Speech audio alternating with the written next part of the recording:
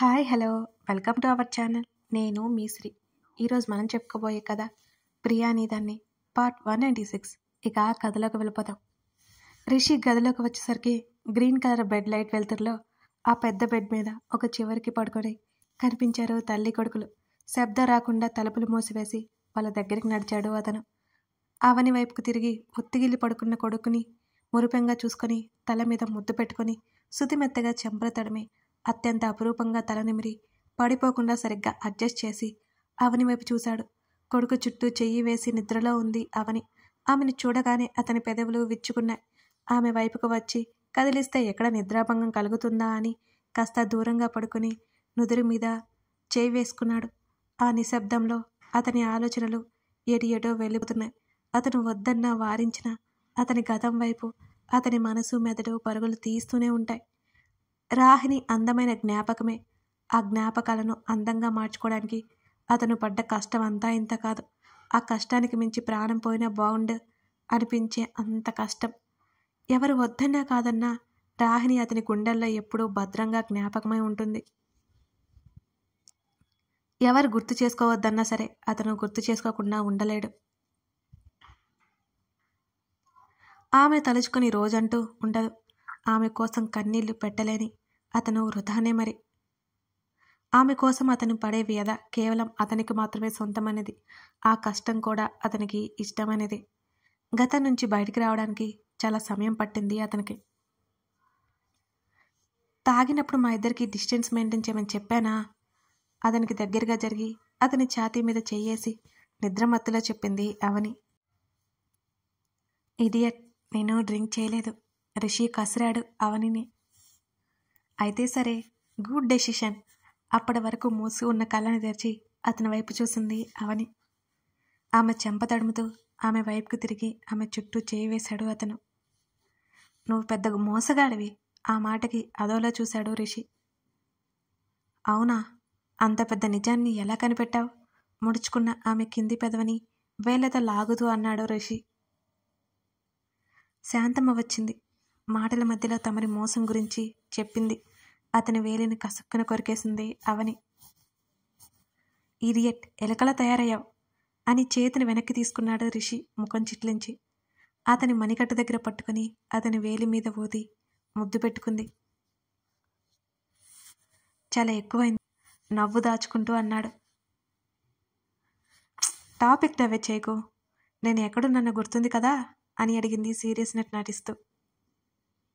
ఇదిగో ఈ బెడ్ మీద నువ్వు ఉన్నావు, నా పక్కనే అన్నాడు అతను. ఉఫ్, అది కాదు, నువ్వు మోసం చేశావు అని దగ్గర ఉన్నా, గుర్తుపెట్టుకో అంది అవని. ఇప్పుడు మాటలు పెట్టకుండా నిద్ర వస్తే పడుకోవచ్చు కదా. ఇంకా నిద్రమత్తుగా ఉన్న ఆమె కళ్ళని చూస్తూ అన్నాడు రిషి. మాట్లాడుతున్నాను కదా, బుద్ధిగా విను. అతని పెదవుల మీద చూపుడు వేలు పెట్టింది మాట్లాడొద్దన్నట్టుగా. సరే అన్నాడు బుద్ధిగా. ఆ రోజు నాకు 3 days జ్వరం వస్తే ఏం చేశావని అడిగింది దబాయింపుగా అవని. ఏ రోజు నాకు అసలు గుర్తుకు లేదు. అతడు చాలా సులువుగా చెప్తూనే భుజాలు కదిలించాడు. ఓయ్, 3 years బ్యాక్ గుర్తుగా? అవని గుర్తు చేయడానికి ప్రయత్నం చేసింది. నిజంగానే గుర్తులేదు. ఇక నోరు మూసి పడుకో. అతని కళ్ళు మూసుకుంటుంటే అతని చెంపను పట్టి తన వైపుకు తిప్పుకుంది ఆమె.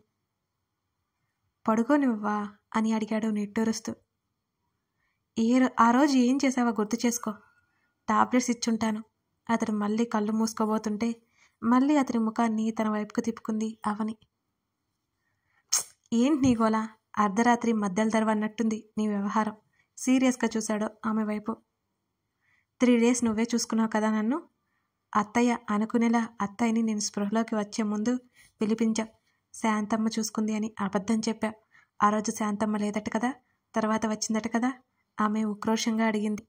ఏమో, నాకు అవన్నీ గుర్తులేవు అని అంటున్న అతని ముఖాన్ని ఇంకా తన వైపుకి తిప్పుకొని, నువ్వు అనవసరంగా బిజినెస్లోకి వెళ్ళిపోయావు, కానీ యాక్టింగ్లోకి వెళ్లాల్సిందే. అబ్బా, ఏమన్నా యాక్టింగ్ చేస్తావా? ఎంత నటించావు? వాష్రూమ్ వరకు తీసుకెళ్ళమంటే ఎంత ఓవర్ యాక్షన్ చేశావు? గట్టిగా ఆరుస్తున్న అవని నోటి మీద చేయి వేశాడు అతను. నాకు ఏ ఒక్కటి గుర్తులేదు. ఇక నోరు ముయ్, వాడు లేస్తాడు. అతను మరోసారి కసిరాడు. అతని చేతిని తప్పించి, నిజంగా గుర్తులేదా నీకు అని అడిగింది ముఖాన్ని ముడుచుకుని అవని. అదే కదా కొట్టుకుంటున్నాను. గుర్తులేదు. చాలా లేట్ అయిపోయింది. పొద్దున్నే లేస్తావిక, పడుకో. ఆమె చుట్టూ చెయ్యేసి దగ్గరికి లాక్కున్నాడు రిషి. నాకిప్పుడు జ్వరం వస్తే బావుండు, అవని గద్గద స్వరంతో అంది. పిచ్చా నీకు, తిక్కమొహమ. ఆమె చెంప మీద చిన్నగా ఒక్కటిచ్చాడతను. కొడుతున్నావు నన్ను అంది రోషంగా. నీ తిక్క మాటలకు చిరాకు వస్తుంది, అతను విసుక్కున్నాడు. నీ చేత సేవలు చేయించుకోవాలనుంది నాకు అని అంది అవని బేరగా చూస్తూ. ఏం చేయమంటావో చెప్పు. ఎత్తుకుని తిప్పమంటావా అడుగుతూ ఆమె బుగ్గలు వత్తి పట్టుకున్నాడు కోపంగా. ఆమె నవ్వింది. వద్దులే, నీ చేతులు నొప్పెడతాయి మళ్ళీ. అతను అలా పట్టుకోవడంతో ఆమె మాట లోతుగా వచ్చింది. ఇక పడుకోలేదనుకో, సీరియస్గా చెబుతూ ఆమె కళ్ళలోకి చూశాడు అతను. నా నిద్ర చెడగొట్టావు నువ్వు, నేను మాట్లాడుతూనే ఉంటా అవని అంది. నాటకాలు వేశావంటే నైట్ అంతా నిద్రపోనేమని చెప్తున్నా. అతని మాటల్లో గూఢార్థానికి ఆమె ఉలిక్కిపడింది. నెమ్మదిగా ముఖం అతని గుండెల్లో పెట్టేసుకుంది. ఒక మాటతో నోరు మూయించాడనుకుని సైలెంట్ అయిపోయింది అవని. నీ అరుపుకి మాధవ్ వచ్చేస్తాడు అని అంటుంటే ఆమె ఎడమ చేయి ఎత్తి అతని నోటికి అడ్డుపెట్టింది. నోరు మూసుకుంటా, ఇక చాలు మహాప్రభు. ఆమెలో బిడియం నిండుగా చేరిపోతుండగా చెప్పింది ఆ మాట. అతని పెదవి చివరన నవ్వు అలా మెరిసి మాయమైంది. ఆమె మెత్తని శరీరాన్ని అతని కౌగిలిలో దాచేసుకుని నిద్రకి ఉపక్రమించాడు అతను. ఇందాక అతను ఎందుకో కాస్త దిగులుగా ఉండడం అవన్నీ చూసి కావాలని విసుగు పుట్టించి అతన్ని ఆ మూడ్ నుంచి బయటకు తీసుకొచ్చింది అవని. ఆమె తృప్తిగా కళ్ళు మూసుకుంది. అతని చేయి ఆమె వీపు మీద నెమ్మదిగా జోకొడుతూనే ఉంది.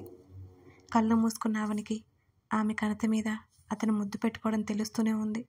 ఆమె మనసు రెక్కలు కట్టుకుని ఆకాశంలోకి ఎగిరింది. అందమైన కలలు కనడానికి సిద్ధమై నిద్రలోకి జారుకుంది అవని. ఆ కలలన్నీ అందమైనవి, అచ్చు ఆమె కోరుకున్నట్టుగా, అన్నీ మహామధురమైనవి. అతను సమక్షంలో ఉన్నట్టుగా ఆమె పెదవుల మీద మరింత అందమైన నవ్వులు కొలిపేవే, అవి వాస్తవాన్ని చూపిస్తున్నట్టుగా. తెల్లవారున ఒక్కొక్కరు బద్ధకంగా లేచారు. ఫ్రెష్ అయి కిందకు వచ్చేసరికి 9 దాటిపోయింది. శాంతమ్మ ఉండడంతో అందరికీ కాఫీలు అందించింది. ప్రభుకి హాస్పిటల్ నుంచి కాల్ రావడంతో వెళ్ళిపోయాడు తప్పక. సోనాలి కాస్త నిరుత్సాహంగా ఫీల్ అయింది. కానీ ఆ ప్రొఫెషన్లో ఎలా ఉంటుందో ఆమెకి బాగా తెలుసు. తను కూడా ఎన్ని అర్ధరాత్రులు కూడా అలా వెళ్ళి ఉంటుందో. మిగిలిన అందరూ టిఫిన్లు చేసి హాల్లో సెటిల్ అయ్యారు. రాకేష్ నుంచి కాల్ వచ్చింది రిషికి. అతను పక్కకు వెళ్ళాడు. సార్, రిషి పిలిచాడు. చెప్పు రాకేష్. సార్, మీరు చెప్పిన అమ్మాయి డీటెయిల్స్ తెలిసాయి అన్నాడు రాకేష్. రియల్లీ అన్నాడు రిషి. కానీ ప్రజెంట్ ఎక్కడుందో తెలియట్లేదు సార్ అన్నాడు రాకేష్. మరి ఏం తెలుసా రాకేష్ అని అడిగాడు. రాకేష్ చెప్పిన మాటలు విని కాసేపు మాట్లాడి కాల్ కట్ చేశాడు. కట్ చేసి వస్తున్న రిషిని చూస్తూ ఏమిటన్నట్టు దూరం నుంచే కళ్ళెగరేసింది అవని. కళ్ళతోనే ఏం లేదన్నట్టు కళ్ళు ఆర్పి తల అడ్డంగా ఊపాడు. ఆమె చిన్నగా నవ్వింది. అందరితో పాటు కూర్చున్నాడు అతను. వినీత గురించి అవని అప్పుడప్పుడు చెబుతోంది. ఆమె కోసమై ఆ అమ్మాయిని వెతకాలి అనుకున్నాడు. కానీ అది సాధ్యపడలేదు. సత్య, మాధవ్ ఏదో గొడవలాడుకుంటుంటే ఆలోచన నుంచి బయటకు వచ్చాడు అతను. ఏమైంది అని అడిగాడు ఇద్దరిని చూస్తూ రిషి. రాత్రి ఫుల్గా తాగేసి అన్నీ బయట పెట్టాడు అని చెప్పింది సత్య. రిషి అర్థం కానట్టే చూస్తుంటే అవని నవ్వుకుంది. అవని వైపు చూశాడు అతను. ఇందులో నా హస్తం ఏమీ లేదు అంటూ అవని భుజాలు కదిలించింది. మరి ఏమైంది మాధవ్ వైపు చూస్తూ అడిగాడు. ఒకవైపు సోనాలి కూడా నవ్వుకుంటోంది. పిల్లలిద్దరూ కింద ఆడుకుంటున్నారు. ఏమోరా, నాకు కూడా గుర్తులేదు అంటూ బుర్రగొక్కున్నాడు మాధవ్. నువ్వు చెప్పు సత్య అని అడిగాడు రిషి. ఎవరినో ప్రేమించాడంట, ఆ అమ్మాయిని మిస్ అయిపోయాడట. రాత్రంతా నిద్రపోకుండా అదే కలవరిస్తున్నాడు. మాధవ్ని కొట్టేలా చూస్తూ చెప్పింది సత్య. ఒకసారి అదిరిపడి చూశాడు మాధవ్, గుటకలు మింగుతూ సత్యని చూస్తూ. సత్య, నిజంగా నాకు అలాంటి వాళ్ళు ఎవరూ లేరు సత్య అన్నాడు దీనంగా ముఖం పెట్టి మాధవ్. తాగినోళ్ళు ఎవరు అబద్ధం చెప్పరనుకుంటా మాధవ్ బ్రో. అవని మాటలకు చేతులెత్తి దండం పెట్టేశాడు మాధవ్. ఏయ్ ఊరుకో నువ్వు, అవనికి నెమ్మదిగా చెప్పాడు రిషి. వెంటనే అతని వైపుకు వంగి, ఏంటి ఊరుకునేది? వైఫ్ పక్కనుండగా మరో అమ్మాయి గురించి మాట్లాడితే మండిపోదు అంటూ కోపంగా చూసింది అవని. అతను మౌనం వహించాడు. తను ఏమన్నదో అవనికి అర్థమైపోయింది. నా ఉద్దేశం ఏంటంటే దాచకూడదు అంటున్నా అంతే అని చెప్పింది అవని కాస్త కంగారుగా. నువ్వు ఇన్వాల్వ్ అవ్వకు, సరదా కూడా తెలియకుండానే సీరియస్ అవుతుంది అన్నాడు రిషి. ఆమె బుద్ధిగా తలాడించింది. సత్య, వాళ్ళకి నిజంగా అలాంటి వాళ్ళు లేరు అన్నాడు రిషి. నేను నమ్మనన్నయ్యా, ఎవరో రూప అంట, భలే ఉంటుందంట అంటూ పళ్ళు కొరుకుతూ మాధవ్ని చూసింది సత్య. ఈసారికి మాధవ్కి నిజంగానే గతుక్కుమన్నాడు. నిజంగా తను ఏదో వాగి ఉంటాడని మాధవ్కి అర్థమైంది. రిషి సీరియస్గా మాధవ్ వైపు చూశాడు. ఆ అమ్మాయి నా కొలీగ్, క్రష్ మాత్రమే అని కంగారుగా బుర్రని అటు ఇటు ఊపేస్తూ చెప్పాడు మాధవ్. సత్య ఇంకా నిప్పులు కురిపిస్తున్నట్టు చూసింది మాధవ్ని. రిషి సీరియస్గా చూసి నిట్టూర్చాడు.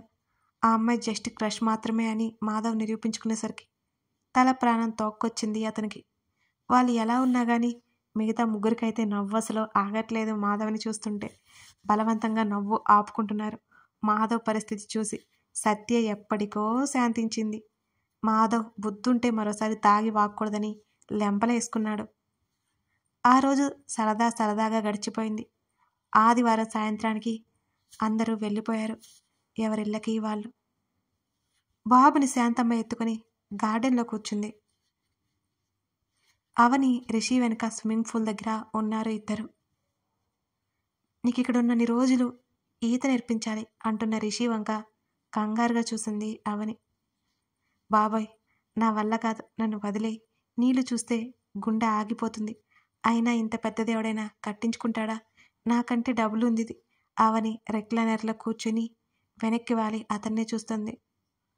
స్విమ్ చేసావంటే చిన్నది లేదు పెద్దది లేదు అంటూ ఆమె దగ్గరికి రాగానే, అదిగో చెప్తున్నా, నాకు వద్దు అంటే వద్దు. మునిగిపోయానంటే జలుబు చేస్తుంది, మన బుజ్జిగాడికి కూడా జలుబు వస్తుంది అంటూ అతని ప్రయత్నాన్ని ఆపేసింది అవని. ఇడియట్ అంటూ షర్టు తీసి ఆమె ఒడిలో పడేసి రిషి అందులోకి దూకేశాడు. అతను స్విమ్ చేస్తున్నప్పుడు చాలా రిలాక్స్గా ఉండడం అవని ఎప్పుడు గమనిస్తూనే ఉంటుంది. అంతే మరి, ఒక్కొక్కరి ఇష్టాలు ఒక్కొక్కలా ఉంటాయి, అంతే కదా. తనకేమో బొమ్మలు గీసుకోవడం, మనసులో ఉన్నవి పేపర్ మీద రాసుకునే పిచ్చి. అప్పుడు తన మనసు ప్రశాంతంగా ఉంటుంది. చక్కగా ఈదుకుంటూ రిలాక్స్ అవుతున్న అతన్నే చూస్తూ వెనక్కి వాలింది. ఎంత బాగుంది జీవితం, ఎప్పటికీ ఇలాగే ఉండాలని ఆ దేవుణ్ణి కోరుకొని రోజే లేదు. రాహిణి గుర్తుకొచ్చినప్పుడల్లా అనిపిస్తుంటుంది, ఈ జీవితం ఆమెదేమోనని. అంతలోనే మరోలా అనిపిస్తుంది, అతనితో అందమైన జీవితాన్ని పొందే అదృష్టం తనదే అని. ఈ మనసుందే ఎప్పుడు ఎలా ప్రవర్తిస్తుందో దానికి సరిగ్గా తెలియదు. మరో గంట తర్వాత ఒక్క ఉదుటిన పైకి ఎక్కి గట్టు మీద కూర్చున్న రిషిని చూస్తూ టవల్ పట్టుకుని అతని దగ్గరికి నడిచింది అవని. అతని విశాలమైన వీపు మీదకి, అతని దృఢమైన ఛాతీ మీదకి సన్నటి నీటి దాదరలో అతని జుట్టు నుంచి కారిపోతున్న టవల్ అతని తల మీద వేసి నెమ్మదిగా తొడవసాగింది. తల కాస్త పొడిబారాక అతని భుజాల మీద టవల్ కప్పి, ఇక తమరు లోపలికి దయచేస్తారా అని అడిగింది అవని. దా, ఇలా కూర్చో. ఆమె పక్కన ప్లేస్ చూపించాడు రిషి. ఊహు, నువ్వు నన్ను నీళ్ళలోకి పడేస్తావు అంది అవని. తిక్క, నేనెందుకు అలా చేస్తాను విసుగ్గా అన్నాడు రిషి. అవని నెమ్మదిగా అతని పక్కకొచ్చి కూర్చుంది. అతని కాళ్ళు పూర్తిగా నీళ్ళలోకున్నాయి. ఆమె కాళ్ళు పైకి పెట్టుకుంది. నాకొక డౌట్ అని అవని అనగానే ఏమిటన్నట్టు ఆమె వైపు చూసి కళ్ళు ఎగరేశాడు రిషి. నేను ఇంటికి వచ్చిన మొదట్లో నీళ్ళలో పడిపోయాను. అప్పుడు నువ్వు నన్ను ఎలా చూసావు? ఇంట్లో లేవు కదా అని అడిగింది అవని. ఉఫ్, ఇంత త్వరగా అడుగుతావని నేను అస్సలు ఊహించలేదు. అతని మాటల్లో వెటకారానికి అవని మూతి తిప్పింది. చెప్పు అని అడిగింది. అతనికి ఒక ఫ్లాష్లా మెదిలింది. అతని ఇంట్లోకి రావడం, అవని గదిలో ఉంటుందని బాల్కనీలోకి వచ్చి నిలబడ్డం, ఆమె పూల్ పక్కన కనబడగానే ఆమె వైపు చూపులు సారించడం, ఆమె ఆలోచిస్తూనే నీళ్ళలో పడిపోవడం, అతను ఉలిక్కిపడి వెంటనే అక్కడి నుంచి కిందకి రావడం, అప్పటికే ఆమె నీళ్ళల్లో మునిగిపోయి స్పృహ కోల్పోవడం, తప్పక ఆమెకు గాలి అందించడం అన్నీ గుర్తుకొచ్చి అతని పెదవులు విచ్చుకున్నాయి. చెప్పమంటే నవ్వుతావేంటి? అతని భుజం మీద కొట్టింది అవని. ఆమె వైపు తల తిప్పి ఆమె గడ్డం పట్టి తన వైపుకి లాక్కుని, నువ్వు చాలా తెలివైన దానివని అనుకుంటావు కానీ ఉట్టి తిక్కమోహన్వి అంటున్న రిషి మాటలకు అవని కోపం చప్పున పొంగింది. ఓయ్, నన్ను ఎవరు ఇప్పటి వరకు ఇలా అనలేదు తెలుసా? అతని వైపు గుర్రుగా చూస్తూ అంది అవని. వాళ్ళకి బ్రెయిన్ లేదులే అన్నాడు రిషి. నీకుంది పాపం అంది అవని. మరి అందుకే నువ్వు మెంటలని క్లియర్ చేశానుగా అన్నాడు రిషి. పో, నేను వెళ్తున్నా. అడిగిన వాటికి సమాధానం చెప్పావు కానీ వెటకారం ఆడడం మాత్రం బాగా వచ్చు అంది అవని రొసరొసలాడుతూ. ఆ రోజు బాల్కనీ నుంచి చూశాను ఈ దెయ్యాన్ని అంటూ ఆమె తల మీద చిన్నగా తట్టాడు. హమ్మయ్య, బ్రతికించావు అని గుండెల మీద చేయి వేసుకుని ఊపిరి తీసుకుంది అవని. ఇందుకే కదా నేను తిక్క అనేది. ఎప్పుడో జరిగిన దానికి ఇప్పుడే రియాక్ట్ అవుతున్నావు చూడు, మహా తల్లి అంటూ నిట్టూర్చాడు అతను. ఎప్పుడు గుర్తిస్తే అప్పుడు అడుగుతాం. డౌట్ క్లియర్ చేసుకోవాలి కదా. నాకు ఇంకా బోలెడు డౌట్స్ ఉన్నాయి తెలుసా, కానీ అవి గుర్తులే. అప్పట్లో తమరు ఓన్లీ లుక్సే కదా అంటూ అతని కళ్ళ వైపు వేళ్లతో చూపించింది అవని. అతను చిన్నగా నవ్వి పైకి లేచి ఆమె రెక్క పట్టుకుని పైకి లేపాడు. అయినా నువ్వు ఎక్కువ మంచోడివి కాదు, కొంచెం మంచోడివి అంతే అతనితో పాటు లోపలికి నడుస్తూ అంది అవని. ఆహా, ఎందుకో అది అంతేలే, నా లెక్కలు నాకుంటాయి అంది అవని. లోపలికి వెళ్ళేసరికి బాబుని హాల్లో ఉయ్యల్లో వేసి పక్కనే కూర్చుని ఊపుతోంది శాంతమ్మ. రిషి గదిలోకి వెళ్ళిపోతే అవని బాబు దగ్గరికి వెళ్ళింది. శాంతమ్మతో మాట్లాడుతూ అక్కడే కూర్చొని కాసేపటికి ఎత్తుకుని గదిలోకి వెళ్ళిపోయింది అవని. అప్పటికే ఫ్రెష్ అయ్యి తలదూకుంటున్న పతిని చూస్తూ వినీత గురించి ఏమైనా తెలిసిందా అని అడిగింది అవని. అతను ఎలాగో చెప్పాలి అనుకుంటున్నాడు కాబట్టి ఆమె దగ్గరికి వచ్చాడు. ఆమె చేతిని పట్టుకొని మంచం మీద కూర్చోబెట్టి ఆమె చేతిలో ఉన్న బాబుని జాగ్రత్తగా మంచం మీదకు వేసి, ఆ ఇంట్లో ఓ గయ్యాలావిడ ఉండేదని చెప్పావు కదా అనగానే అవును అన్నట్టు తలాడించింది అవని. వాళ్ళ కొడుకు నీ ఫ్రెండ్ని ప్రేమించాడు అనగానే అవని కళ్ళు పెద్దవి చేసింది. ఇప్పుడు ఎక్కడున్నారు వాళ్ళు?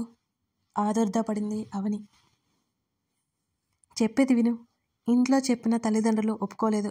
ఆస్తి కావాలా అమ్మాయి కావాలా అంటే ఆస్తి వద్దు అన్నాడట. అయినా వినకుండా ఆ అమ్మాయిని ఇంటి నుంచి వెళ్ళగొట్టారు. వాళ్ళిద్దరూ ఇంట్లో తెలియకుండా వెళ్ళిపోయారు. ఇప్పుడు ఎక్కడ ఉన్నారో హైడ్ చేశారు. ఇది జరిగి కూడా 5-6 సంవత్సరాలైంది. ఇప్పుడు కొడుకు కావలసి వచ్చి వెతికినా వాళ్ళకి కనిపించలేదు అంటూ భుజాలు కదిలించాడు రిషి. అంటే అతను వినీత కోసం అన్నీ వదిలేసుకున్నాడా అవని ఆశ్చర్యంగా అడిగింది. రాకేష్ చెప్పిన దాన్ని బట్టి అదే జరిగింది. అక్కడే ఉంటే ఆ అమ్మాయిని ఏదైనా చేస్తారని దూరంగా తీసుకెళ్ళిపోయినట్టుంది. ఆ తర్వాత అతను ఎవరికీ కనిపించలేదు అన్నాడు రిషి. మరి ఆ రౌడీలు వాళ్ళంతా? ఇప్పుడు అక్కడ ఎవరూ లేరు. తప్పు తెలుసుకునేసరికి అంతా అయిపోయింది. ఇప్పుడు ఆ ముసలి వాళ్ళిద్దరే ఉంటున్నారు, ఎవరూ లేరు అన్నాడు రిషి. అంతకు ముందులా కాదు ఇప్పుడు. ఈ జన్మలో చేసిన పాపానికి ఈ జన్మలను శిక్ష పడుతుంది అవని అతని గుండెల్లో ముఖం దాచుకుంటూ చెప్పింది. ఆడపిల్లని చూడకుండా ఎంత క్రూరంగా తన పట్ల వినీత పట్ల ప్రవర్తించారు ఆమెకి ఇంకా గుర్తే. జ్వరంతో మూలుగుతున్న తనని ఈడ్చుకు వెళ్ళిపోవడం ఇంకా గుర్తే. తన భుజం మీద పడిన వాద తాలూకా నొప్పికి తనకు చచ్చిపోవాలనిపించడం ఇంకా ఇంకా గుర్తే. అవని కళ్ళల్లో నీళ్లు. అదే సమయంలో ఆమె మనసులో ఏదో ఆవేశం కూడా చల్లారిపోసాగింది. కథ కొనసాగుతోంది. నేను ఈ స్టోరీని ఇంకొక 1 or 2 పార్ట్స్లో ఎండ్ చేయాలి అనుకుంటున్నానండి. అంటే ఆల్రెడీ రాసి ఉన్న కథే కదా, అందువల్ల అన్నమాట వీడియోస్ చేసి ఎండ్ చేసేస్తాను. కాకపోతే నేను హ్యాపీ మూమెంట్స్ ఎక్స్ట్రా ఒక 2 ఎపిసోడ్స్ రాశానండి. మీకు కావాలి అంటే కామెంట్ చేసి లైక్ చేసండి. 3K లైక్స్ 200 కామెంట్స్ వస్తే నేను అవి ఇస్తాను. ఈ కథ ఎలా ఉందో తెలుసుకోవాలని చిన్న పరీక్ష అన్నమాట. అంటే ఈ కథని చాలా ఇష్టంతో కష్టపడి ఇక్కడికి తీసుకొచ్చాను కాబట్టి మీకు నచ్చిందా లేదా తెలుసుకోవాలి కదా నేను. నాకు కూడా తెలియాలి కదా ఎలా ఉందో. అందుకే అన్నమాట. Thank you.